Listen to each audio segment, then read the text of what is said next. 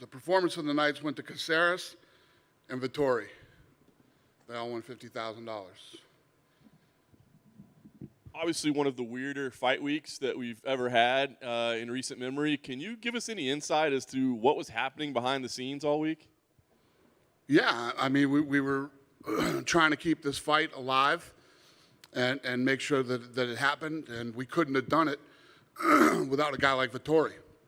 Vettori acted like an absolute professional, stud, you know, a guy that's incredible to work with this week. That's why this fight happened. What about the flip side with Paulo Costa? I mean, we asked him earlier in the week when he said he couldn't make weight. We said, what happened? He's like, well, I'll tell you guys afterward. Sounds like we're not going to see him tonight. So can you tell us why he was unable to make weight, I should say? No. I mean, your guess is as good as mine. Yeah, we don't know. Came in and did what he did. But with that being said, the guy fought his ass off tonight, you know. He didn't, at the end of the first round, I didn't know if he was going to make it to the end of the second round as far as gas, but he fought his ass off tonight. He showed up and fought hard, so. Was there ever a point in time where it was going to be 195 pounds? Because we heard first it was going to be 195, and then we hear, no, now it's 205. So, I mean, were there different agreements along the way? Yeah, I mean, it started at 85, and we worked our way up to 205. But, yeah. And, again, you have to give all the credit to Vettori. You know, this guy was willing to fight at any weight, and he didn't let any of this stuff mess with his head. And, you know, and at the end of the day, you know, it's all about the fight. They both fought their ass off. Costa came out and fought. Costa looked better the fifth round than he did the first round. So he was definitely in shape. You know, when a guy comes in and he's that heavy, you have to question whether he's in shape or not. You know, he was in shape. Yeah, he actually won the fifth round on the cards. So do you have any idea what those guys weighed tonight? Do we know what their fight night weights were? Well, yeah, I think Vettori was 208 and Costa was 220. Wow. So I know you've praised Marvin already, but just get your thoughts. I mean, does that earn him some respect? I mean, like, forever moving forward? I mean, to deal with all this and then go out and perform like that? Yeah. I mean, the guy's an absolute professional. He's a stud, and he's great to work with. Nice.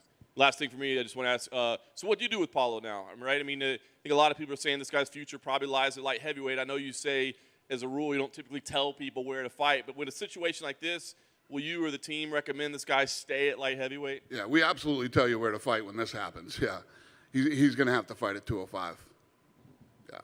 Dana, did you feel like Paulo looked like mentally the pressure was getting to him? I mean, even in the cage, he made the rush at Marvin early on, and just it seemed like throughout the fight, you know, and I agree, he fought very well, but it seemed like, you know, mentally he was being affected somehow. Yeah, I mean, I thought he was all over the map. I mean, he came in and went after him. Listen, when you talk all the shit and do the things that you did this week, I mean, he jumped into the cage and let the, you know, are these all, did he do it on purpose? Did he show up overweight and try to, who knows? I mean, he says he was going to tell you guys after the fight.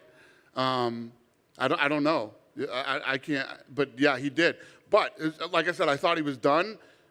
He got stronger as the fight went on. He stayed in there. He continued to, he was throwing unbelievable kicks all night. I mean, the kicks to the head, the kicks to the body. And in the fifth round, he came out and tried to win that fight. He came out and tried to finish Vettori. And again, more credit to Vettori. He took everything that Costa had in that fifth round. Did anybody ever show a better chin against a puncher like that? We know Paulo can punch than Vettori did. I mean, his chin's got to be an all-timer in the UFC. Yeah, great chin. I mean, both of those guys got hit with big shots tonight, and both stayed on their feet. Vettori took shins to the head, punches to the head, kicks to the body that were just vicious. It was a hell of a fight. You know, I know you're not big on punishing guys. You know, he fought and he fought well. But, you know, does he get away with this? Like, scot-free? I mean, because here's the thing. Marvin Vettori is a badass, and he was able to deal with it. But a lot of guys might have been ready to fight at middleweight and not able to deal with that. And is it fair if you had Nick Diaz do it last month or 2 months ago, and then now you had Costa do this? Is it fair to set that precedent and then not, kind of nip it into bud and give Costa some kind of penalty for what he did? Yeah, I don't think that there's a precedent. I think that, he's getting fined 20% of his purse that's going to go to Vettori. And, had this thing not worked out the way that it did, he'd have been on a plane to Brazil with no money.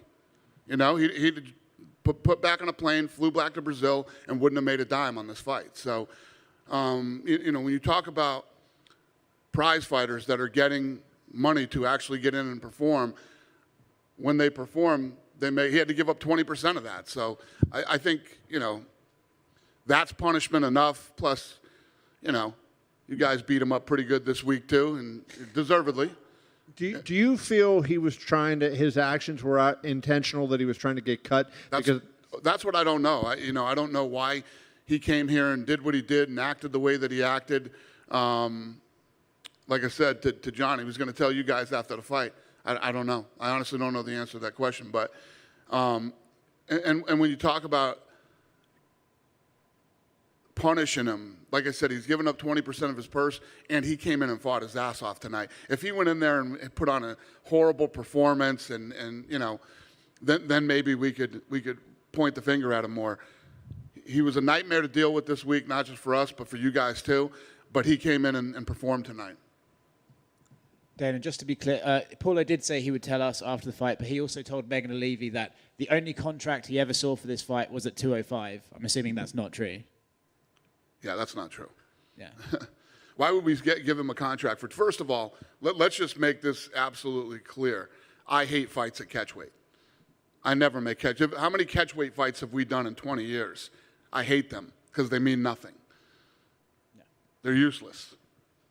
When did you know he was heavy and going to be unable? When did he even say, 185 is not happening, so let's work something out? When did that come to your desk? This week. I don't remember the exact day, but happened. When it happened, you guys knew it happened. I mean, as soon as all this stuff started going on, I think you guys were in the loop pretty quick. So whenever you guys started reporting it, seems like it was a month ago. Was there a lot of back and forth? Was there a lot of dealing and going back and forth? Was he difficult to deal with, or could you guys agree to a catch weight fairly quickly? Or no, of course. I mean, when a guy comes in that's supposed to fight at 185 pounds and tells us he's not going to make weight, it's not a good conversation. It starts. We're off to a bad start on fight week. What was your relationship like with him before this? Were you guys okay, or was there negotiations that didn't go well? What was it like? Yeah, I think we've always had a good relationship with Costa. Costa, if you look at, other than Abu Dhabi, that was a weird deal. But before that, before Abu Dhabi, that guy was a killer. That guy would show up and put on performances like tonight. Cool. Thanks. Hey, Dana, quick question for you. Obviously, a win's a win, but the way that Marvin Vettori got the victory fighting at 205 pounds, does his stock go up any extra in your eyes? And what could that look like? Well, Vettori? Vettori. Yeah, listen, Vettori fought at 205 against another guy who's 185 pounds too. They put on a good fight tonight. Vettori's stock has always been high. Vettori's an absolute stud. The guy's a pleasure to work with, and he always comes in to fight. Well, assuming that Whitaker fights Adesanya, and we know that Brunson is going to be fighting Cannonier, is the winner of Brunson-Cannonier going to be the front runner to face for that winner for the middleweight championship? Yeah, that makes sense. We saw Alex Caceres got transported. Is there any update on him? I think it was probably more precautionary. He took the knee to the face. Yeah. I don't know if you guys had heard anything about him. Yeah, Caceres going to the hospital to check out his head and face. Yeah. Okay, so probably more just precautionary. I guess the only question I have relating to the Paulo Costa thing, and I guess it was a lot easier having Marvin willing to jump on board and do this. But at any point in this week, did you guys ever consider the fact, or of just scratching the fight? Granted, I'm glad the fight was on the card because it's a wonderful fight, and for me, made the card. But did it ever get close to the point like you guys thought you would have to scratch that fight? Well, I don't know if we would scratch it. We were trying to keep Vettori in the fight. You know, Vettori was here, did all the right things. He was willing, ready, and able to fight, so we tried to keep that fight. But yeah, I mean, there were a couple of moments where we thought this fight wouldn't happen. Now, do you guys go forward? I mean, like everybody seems to be worried about precedent or whether it starts a precedent. Is this something that you start talking with fighters about, like, guys, this happened, but this is the kind of stuff that can't keep happening? Guys, if you look at how many fights we put on a month, this is very rare that these things happen. You know, the athletes that are in this sport are professional. They show up on weight. You know, we have some situations where there's, you know, whatever reason a kid couldn't make weight or couldn't do it. But for the most part, when you look at the amount of fights that we put on, this is very rare. The thing this week is that it was the main event, so it's very high profile and a lot of weird circumstances this week. 95, then 205. He said, you know, the things that he was saying, and other than that, this isn't like eye poking. You know what I mean? Something that happens a lot, and is a fucking problem. Hey, Dana, just to clarify one other thing. So if Costa comes back to you and says, hey, I had X, Y, and Z happen, and that's why I had this weight, and I want to fight at 185, would you consider that? Or you said earlier, he's absolutely a 205er now. How do you know? He's a light heavyweight. I mean, you guys saw him tonight. He's massive, you know? And the thing that stood out the most for me is, as big as he is, look at the cardio that he had tonight. That was a fucking dogfight. That was a war between two guys who both really wanted to win. And in the fifth round, he came out and went after Vettori. The kicks that he threw to the body shots, the head shots, the head kicks. I mean, he tried to finish the fight in the fifth round. He was in shape. It's not like the guy showed up in shape. The guy has lost his mind and, you know, wasn't training for this fight and just showed up and was overweight. He obviously trained. I don't know. He can't make 85. I mean, it just goes to show you that he cannot make 185 pounds. I think he landed at 218 when he got here. He just said to Megan O'Leary, 185 is his division. Yeah. This is going to be fun. I promise you it's not. Dana, I don't mean to belabor it, but when the fight was made at catch weight, was the 20% of his purse already made before then? And did he ask for more than 20% to go up to 2? Vettori? Yeah. No. Vettori was down for whatever the deal was. Whatever the deal was, he's like, I'll fight this guy at any weight. We can fight at heavyweight. Yeah, because it seemed like during the whole process, it seemed like there was really not that much of a question if Vettori was going to fight him. Vettori had this thing in his head that Paulo Costa did not want to fight him, and he would do anything in his power to make sure that fight didn't happen. That's how Vettori was looking at it. And Vettori, going into this, he was a big, he was the favorite at minus 180. What do you think of those odds? I think in the beginning, Costa was the favorite, and Vettori was the underdog. Then as all this stuff played out this week, it flipped. Huh? No, that's not true. No? Vettori was minus 125 on Monday. It was minus, okay. Okay. I'm wrong then. So then he went up to minus 185 tonight. So Yeah. it ballooned up. On Monday it was 185. Boom, Ioli. No, BetMGM anyways, not DraftKings. I had heard that he was the underdog at first, and then it flipped, and he was the favorite. So I don't know if that's right or wrong. If Kevin's right or whatever. Well, definitely on Monday Vettori was favored. Got it. Would you have thought going into this that he was that big of a favorite, minus 180? Was I what? Did you think going into this fight that Vettori had that much of an edge to be a minus 180? No, I think that, you know, at that number, you got to take Costa. I mean, Costa's just got such heavy hands, and he's so explosive, and he's so dangerous. And other than the Adesanya fight, I mean, he has a good chin. I mean, that guy's been in there and gone toe-to-toe with everybody and usually has a good chin. So I think, you know, if you're a gambler, you'd have to lay the money on Costa.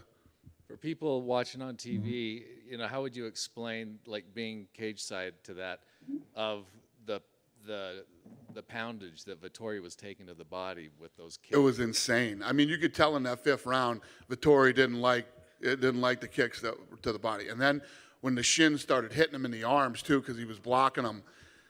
I mean, he was getting battered in that 5th round. He seemed to just walk through it. Yeah, I don't know if he seemed to walk through. He started shooting and trying to take him down and go against the cage. He wasn't as excited about standing and striking with him because he was picking him apart the first 4 rounds. I mean, he had great head movement, great counter punching leading up to the 5th round. The 5th round, Costa just started. It was like, I need to knock him out to win this fight, and he went in that 5th round to try to win.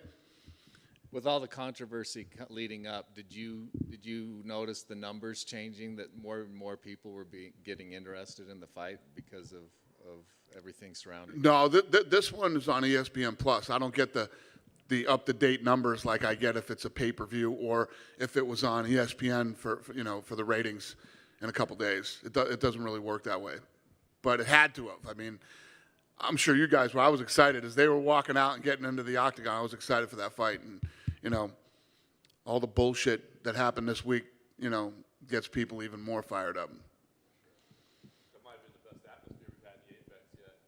What's that? That might have been the best atmosphere tonight in the 8 events. I agree, and I said it's got to be the most packed I've ever seen it, and people were yelling and booing, and yeah, it was good. It was fun. It was a fun day. That it? Yep. One here. Anaheim is now official. How important is for you to go back to California now? What's the question? Anaheim is official for January. How important is it to go back? Yeah, we're excited. Yeah, I mean, I don't know what else to say. Yeah, it'll be good. It'll be good to get back there and put on an event in Southern Cal. And now that you have announcements for next year, how is it looking now to have international events again, not only Abu Dhabi? Yeah, I don't know. I don't know how that's gonna play out. I mean, like I say every time I talk to you guys every week, I don't know. All this stuff is up and down, week to week. We'll see. But we were just having a conversation at the office yesterday. I can't wait to like I said, I tell you guys all the time. If you don't think that I don't, the contender starts at 5 o'clock. At 5:03, I leave my office and come over here and watch some great fights, and then go home and have dinner. And tonight we got to see Costa versus Vettori here. I mean, this is the equivalent of sitting home in your underwear, and doing a Zoom call for work. It's awesome. It's nice and it's great, but this can't happen. This can't keep happening. We got to get back out on the road. We got to start going to places like, Oklahoma and all these other small towns that we do fight nights in. We eventually have to get back to work. So I'm looking forward to it sooner than later. Just finally from me, what do you think about Nate's call-out for Tony Ferguson? Do you like that fight? And what's his contract situation on Nate? Is this his last fight? Yeah, he's got one more fight. We're working on a fight for him. Tony wasn't one of the guys we were working on, but we're working on a fight for Nate now. He's got one fight left. Good? Have a great day, you guys.